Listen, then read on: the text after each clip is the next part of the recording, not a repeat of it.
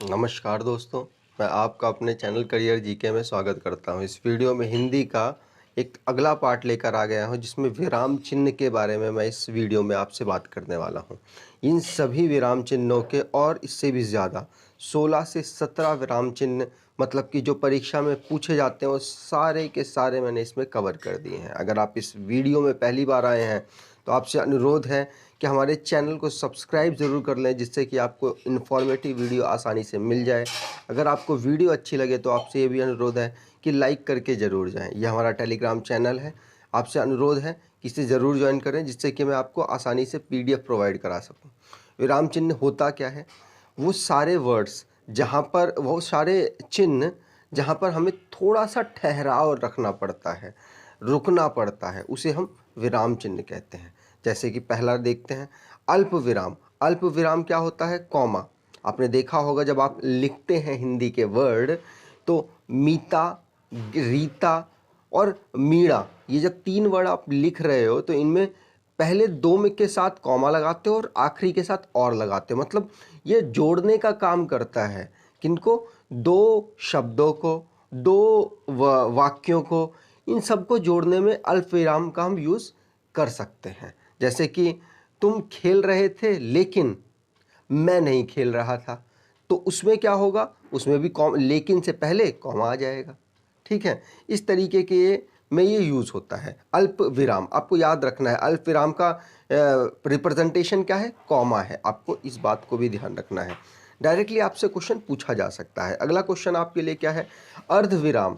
अर्ध विराम का मतलब क्या होता है? ऊपर डॉट है और नीचे की तरफ कॉमा है। ठीक है, आपको इसको भी ध्यान रखना है। इसका उदाहरण क्या है? राजू देश से बाहर चला गया, आप बेफिक्र रहें। मतलब यहाँ पर 2 वाक्यों को जोड़ा गया है, लेकिन वो 2 वाक्यों को अलग अलग भी आप बोलोगे तो भी वो सही रहेंगे। जैसे राजू देश देश से बाहर चला गया, एक ये वाक्य हो गया। अगला वाक्य आप बेफिक्र रहें, ये दूसरा वाक्य हो गया। इन दोनों को जोड़ने का काम कौन कर रहा है? हमारा अर्धविराम। आपको इस बात को भी ध्यान रखना है। अगला क्वेश्चन क्या है? पूर्ण विराम। पूर्ण विराम तो आप जानते होंगे, जब भी कोई ख़त्म होता है सेंटेंस या फिर वाक्य, उसके बाद इसको हम यूज़ कर लेते हैं। बहुत आसान सा लग रहा होगा, आसान है। और चौथा क्या है? विस्मयादि बोधन। विस्मयादि बोधन में क्या होता है? पूर्ण विराम लगा दीजिए, नीचे बिंदी लगाइए। अब इसमें क्या होता है? यहाँ पर मैंने कुछ डेफिनेशन लिख रखी है, बहुत ज़्यादा पूछा जाने वाला ये है। जहाँ हर्ष, विषाद, आश्चर्य, विस्मय, भय, घृणा और करुणा आदि के भाव व्यक्त होते हैं, उसे उसमें हम उससे पहले हम क्या लगाते हैं? विस्मयादि बोधन। जैसे कि वाह, ओ माय गॉड, ये क्या है? मतलब हर्ष का उल्लाह हो रहा है ना, या मतलब ऐसा कुछ कि आश्चर्य का, तो यहाँ पर मैंने क्या लगा दिया? विस्मयादि बोधन। ठीक है, आगे बढ़ जाते हैं। प्रश्न। आप जानते होंगे जब क्वेश्चन आप पूछेंगे, जब क्वेश्चन का बोध होगा तो आप क्वेश्चनिंग करेंगे। ठीक है, क्वेश्चन के मार्क्स लगाएंगे। अगला बोला गया है निदेशक चिन्ह। निदेशक चिन्ह क्या होता है? जैसे राजा के 4 पुत्र थे, राजा दशरथ के 4 पुत्र थे। अब वो 4 कौन थे? उनके बारे में बताना, तो वो क्या हो गया? निदेशक। आपको ध्यान रखना है। जैसे कि नॉर्मली आप बोलते होंगे माता पिता। अब माता पिता के बीच में आप क्या क्या लगाते हैं? निदेशक चिन्ह। आपने देखा होगा, है ना? ये क्या है? हमारा निदेशक चिन्ह। आगे बढ़ते हैं। कोष्टक। देखिए, कोष्टक होते तो 3 टाइप के हैं। कौन से? एक छोटा कोष्टक, मंझला और बड़ा कोष्टक। लेकिन हिंदी में ये 2 यूज़ नहीं होते हैं, सिर्फ एक यूज़ होता है छोटा कोष्टक। ये दोनों गणित में यूज़ होते हैं। अब छोटे कोष्टक किस तरीके से यूज किया जा सकता है? जैसे किसी को हमें इलेबोरेट करना है, जैसे कि मैं यानी कि अंकित, तो मैं लिखूंगा मैं वहाँ जाता हूँ, तो यहाँ ब्रैकेट में लिख दूंगा कौन? मैं कौन हूँ? अंकित। ठीक है, तो ये क्या होगा? मेरा रिप्रेजेंटेशन छोटे कोष्टक का। जैसे यहाँ पर कर भी रखा है एक उदाहरण, गाँव में कुटीर।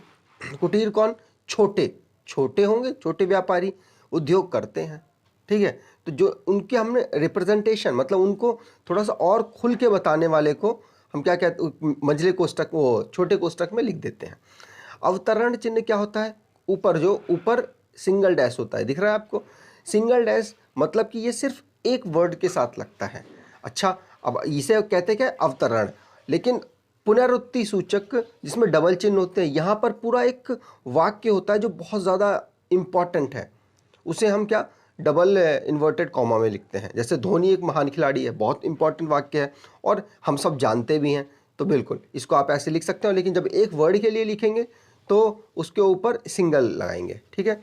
अगला बढ़ते हैं, वितरण चिन्ह। आप यहाँ देख रहे होंगे वितरण चिन्ह, उदाहरण लिखा, उदाहरण के बाद तुम अच्छे हो, उसके बीच में जो रिलेशन बनाने के लिए मैंने एक चिन्ह लगा रखा है उसे कहते हैं वितरण चिन्ह, ठीक है।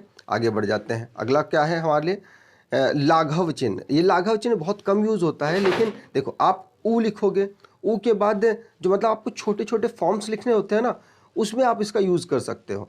ऊ प्र, इसका मतलब मेरे को मालूम है उत्तर प्रदेश, क्योंकि मैंने इसकी शॉर्ट फॉर्म लिखी है। जैसे म प्र लिखेंगे तो क्या होगा, मध्य प्रदेश।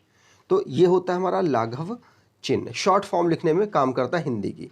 अगर लोप चिन्ह की बात की जाए, आपने देखा होगा जो डैश डैश डैश लगा देते हैं ना, जैसे सभी जानते हैं, मतलब ऐसा कि छोड़ देना बीच में, फिर इसके बाद तुम भरो और हर कोई भर भी लेगा। सभी जानते हैं मैं तुमसे कितना प्यार करता हूँ, लेकिन तुम हो कि, मतलब यहाँ पे इसके आगे मैंने छोड़ दिया डैश डैश डैश, लोप लगा दिया है, लोप चिन्ह इसे कहते हैं। आगे क्या है, पाद चिन्ह। पाद चिन्ह क्या होता है, नीचे हम इसको लगाते हैं। नीचे ये क्यों लगाते हैं, देखो ये इसलिए लगा लेते हैं कि जैसे मान लो कोई दो सेंटेंस हैं, वो दोनों का मतलब अलग, दो वर्ड है, मान लो मैं और तुम, तो मैं और तुम उन दोनों को हमें साथ लिखना है, लेकिन दोनों तो है अलग वर्ड, तो हम उनको साथ लिखने के लिए नीचे एक चिन्ह लगा देते हैं, ठीक है। आगे बढ़ जाते हैं, आपने बहुत ज़्यादा देखा भी होगा यूट्यूब वगैरह में, तो आराम से देखा होगा इसको। 14वां हमारा क्या है, पाद बिंदु। ये किसका यूज़ होता है, डिवाइड वाले साइन का यूज़ होता है। इसमें ध्यान दीजिएगा, पाद ये चिन्ह है और ये पाद बिंदु है। ये पाद चिन्ह है, ये पाद बिंदु है। आपको इस बात को याद रखना है, अलग अलग पूछा जा सकता है देखकर। अगला क्या है, हंसपाद या त्रुटि विराम। देखो अब ये आपने बहुत यूज़ किया होगा, तुम प्यार हो, अगर मैं ऐसा लिख दूं और मैं काटना नहीं चाहता सेंटेंस, गलत है सेंटेंस, काटना नहीं चाहता, तो मैं क्या करूंगा, बीच में एक ऐसा निशान लगा देता हूं, फिर ऊपर लिख देता हूं तुम प्यार में हो। ये क्या हो गया हमारा, हमने अपनी गलती को सुधार दिया। त्रुटि विराम, ये साइन हमने बहुत यूज़ किया हिंदी में, ठीक है। बहुत सारे लोग क्या करते हैं, ऐसे लगा देते हैं, तो ये गलत है। उल्टा आप नीचे की तरफ नहीं लगा सकते, आप हमेशा ऊपर की तरफ लगाएंगे, ठीक है। इसको कहते हैं हंसपाद या विराम चिन्ह। 16वां क्या है, तुल्यता सूचक। तुल्यता सूचक मतलब कंपेयर हो रहा है, सूर्य और प्रभाकर दोनों बराबर है ना, तो ये लो कंपेयर कर दिया, मतलब इक्वल टू का साइन होता है तुल्यता सूचक। अगला क्या है, समाप्ति, लास्ट, मतलब ये समाप्ति वाला ही आ गया। समाप्ति सूचक क्या है, इस तरीके का साइन लगा देते हैं, कभी कभी कोई लाइन सीधी खींच देते हैं और ऐसा भी कर देते हैं, ये क्रॉस ये क्रॉस, तो ये वाला भी समाप्ति सूचक में यूज़ होता है। आपने बहुत बार ऐसे राइटिंग वगैरह की होगी, उसमें ऐसे यूज़ किया होगा, ठीक है। अगर आपको वीडियो लगी, हाँ इन्फॉर्मेटिव थी, अगली वीडियो में मैं आपके लिए एमसीक्यू ले आऊँगा, और लगा है कि हाँ काम ठीक था, तो आपसे अनुरोध है कि सब्सक्राइब ज़रूर कर दें, लाइक करके जाएं वीडियो को, और चैनल को ज़रूर ज्वाइन कर लें, ठीक है। धन्यवाद।